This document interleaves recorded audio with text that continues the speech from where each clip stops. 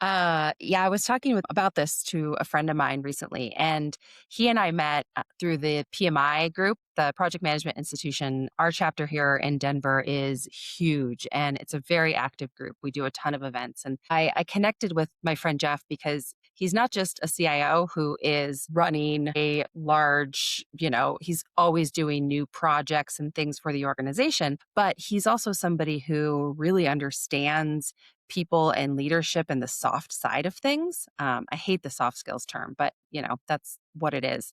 And we really We know what you're related talking about.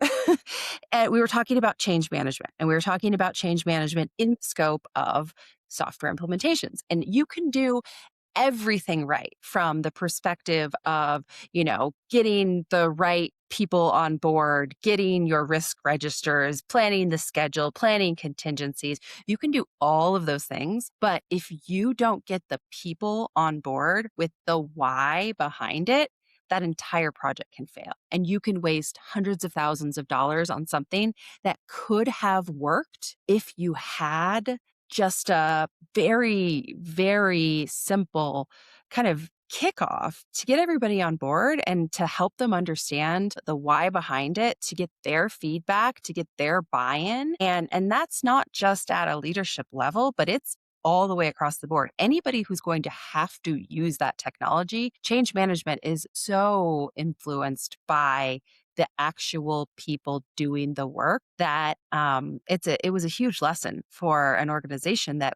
went through this, because at the end of the day the project was scrapped and they moved on, and there was a huge sunk cost there they were never going to get back. And it really could have been a different story if they would have just focused on the people and how that change was going to affect them. And it was a pretty great lesson, a painful, expensive lesson, but one that I think really resonates with that business people problem